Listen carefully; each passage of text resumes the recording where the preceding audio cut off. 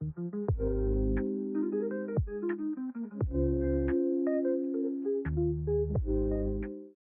à tous, bienvenue sur notre podcast à l'écoute d'Evexia, à l'écoute de votre bien-être et de vos collaborateurs. Aujourd'hui, nous recevons Maître Rignot, avocat en droit du travail et droit social. Maître Rignot, bonjour, merci Bonjour. beaucoup d'être là. Je vais vous laisser vous présenter votre activité et ce que vous faites au quotidien. Oui, alors moi je suis donc avocat depuis presque 22 ans, presque 23. Je suis spécialiste en droit du travail, donc je suis dans un cabinet où on est plusieurs avocats, on est 5 et voilà, on a une clientèle d'affaires, c'est-à-dire qu'on est plutôt des avocats d'entreprise et on a 2 types d'activités. Voilà, mes associés font beaucoup de droit de la construction et ma collaboratrice et moi on fait du droit social, donc et on travaille alors pas mal avec la grande distribution. D'accord. Parce qu'on est en partenariat avec un autre cabinet qui sont référencés avec certaines enseignes de grande distribution. Et puis voilà, moi j'ai très rapidement passé la spécialisation de droit du travail. Il faut avoir une expérience de 4 ans, donc voilà, je l'ai fait dès que j'ai eu 4 ans de barreau. Et c'est vrai que depuis, petit à petit, j'ai consacré de plus en plus de mon activité au droit du travail jusqu'à en faire maintenant uniquement de ça. Voilà, on s'est un peu spécialisé au cabinet et je ne fais que du droit du travail. D'accord, très bien. Mais néanmoins, tout en ayant surtout une clientèle d'entreprise, je peux aussi intervenir pour des salariés. D'accord. Enfin un peu des deux, majoritairement droit des entreprises, mais aussi parfois, voilà, surtout en contentieux, Oui. pour les personnes physiques. Voilà. D'accord, je comprends mieux. Et pourquoi avoir choisi justement la profession d'avocat ? Oh mon Dieu, c'est loin, il faut que je remonte loin. Non, je suis pas sûre que mes motivations aient un grand intérêt. J'ai fait toutes mes études à Dijon et j'ai fait un 3e cycle. Alors maintenant ça s'appelle un master, mais à l'époque ça s'appelait un DESS. En droit des affaires internationales, parce que je voulais voyager, parler anglais, voilà, etc. Et quand c'est posé, voilà, à la fin du DESS, on n'était pas très nombreux et c'était super. Voilà, on avait une promo très hétéroclite, hein. On avait des Tunisiens, des Bulgares, des Suisses, des Marocains, voilà, et tout le monde a ensuite cherché du travail. Et moi, j'avais jamais redoublé, donc j'étais encore jeune, je trouve, et j'étais pas trop prête à travailler. Quel âge j'avais, voilà, 18 plus 5, voilà. 23 ans. Bon, alors je me suis dit, qu'est-ce que je vais bien pouvoir faire pour continuer mon cursus scolaire d'étudiante. Et effectivement, voilà, après, je me suis dit, tiens, je vais passer l'examen d'entrée à l'école d'avocat. Donc j'ai pris 1 an pour le préparer et ensuite on intègre l'école d'avocat qui durait à l'époque 2 ans. Non, c'est l'inverse. Maintenant ça dure 2 ans, mais à l'époque ça durait 1 an. Mais ensuite on signait un contrat de collaboration avec un cabinet d'avocats auprès duquel on devait travailler pendant au moins 2 ans avant de pouvoir éventuellement s'installer.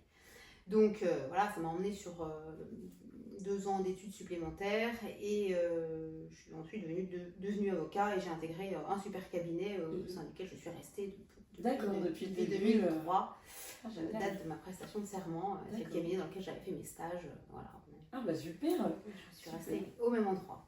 Et au quotidien, quelles problématiques RH, ou en tout cas liées à votre spécialité, vous rencontrez le plus ? Bah alors, par rapport au bien-être au travail, ça n'a pas beaucoup de rapport. C'est vrai que voilà, la plupart du temps, on est quand même sur des problématiques de rupture de contrat de travail. D'accord, oui.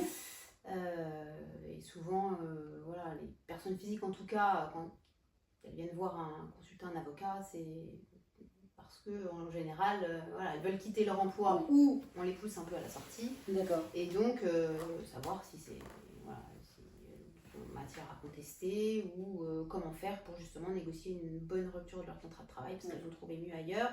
Et puis pour les entreprises, bon, c'est un petit peu plus hétéroclite, disons, parce que voilà, on a surtout une clientèle de TPE, PME, hein, donc c'est des petites entreprises. Il y a quelques grosses boîtes où effectivement la démarche n'est pas la même. On intervient surtout en support des RH qui veulent vérifier, valider 2-3 choses, mais c'est pas nous qui mettons en place les process à l'intérieur de l'entreprise. Alors pour les petites structures, voilà, on fait parfois un peu nous-mêmes office de RH parce que le service social dans une petite structure, c'est un peu le parent pauvre de la boîte. Il y a le service commercial, le service comptable, et puis c'est un peu la compta qui fait les contrats de travail, les ruptures de contrat.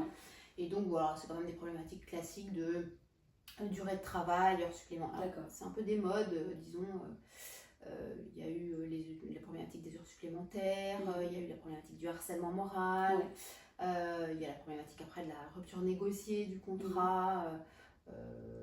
Voilà, donc bon, ça reste du classique, surtout des ruptures de contrat de travail, mais voilà, maintenant qu'on a permis à l'entreprise de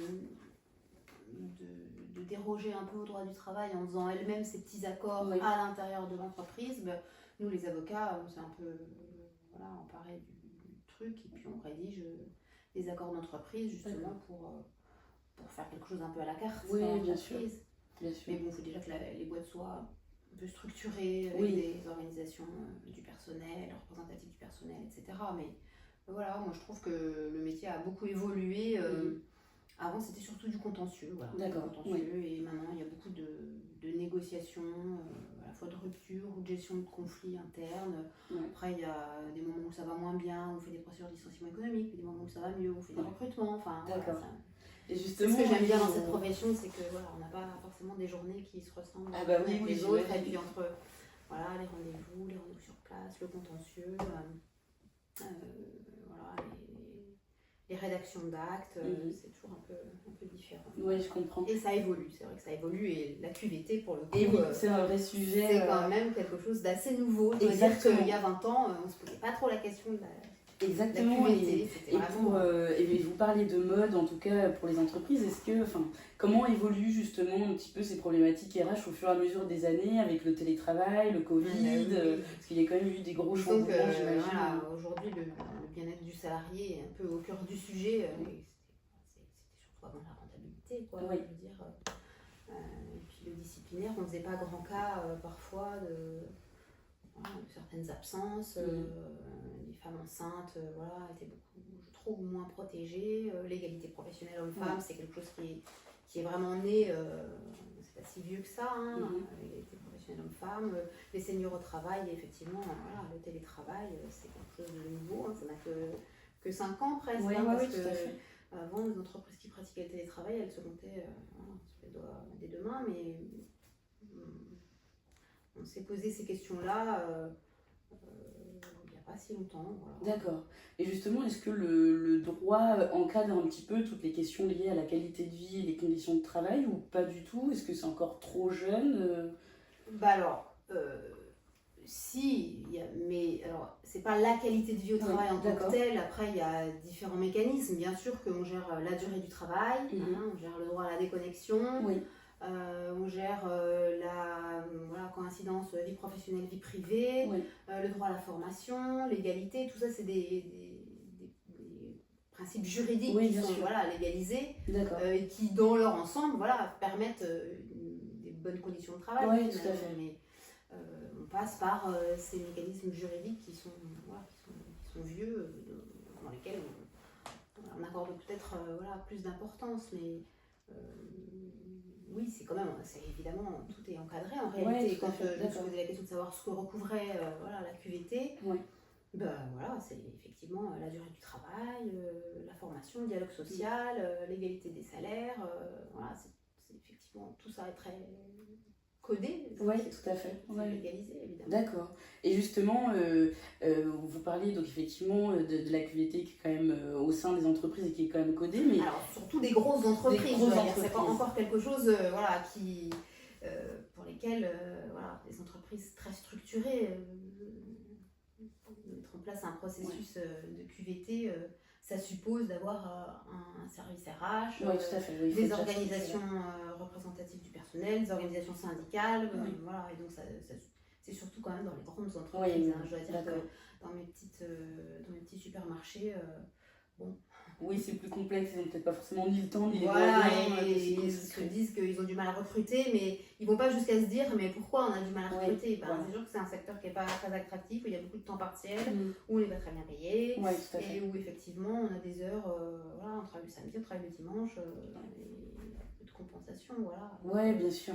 Et justement, est-ce que le droit du travail, le droit social peut être un outil stratégique pour améliorer la marque employeur des entreprises et les aider à recruter Évidemment, c'est sûr que quand on va dans une belle entreprise où on a pris soin d'une bonne décoration, de chaises ergonomiques, Oui, tout à fait. de super ordinateurs où on vous permet de travailler depuis chez vous, où effectivement il y a des services, voilà, moi j'ai découvert les conciergeries quand je vous ai Oui. rencontré, mais où effectivement on aide le salarié à faire la part des choses, vie professionnelle, vie personnelle.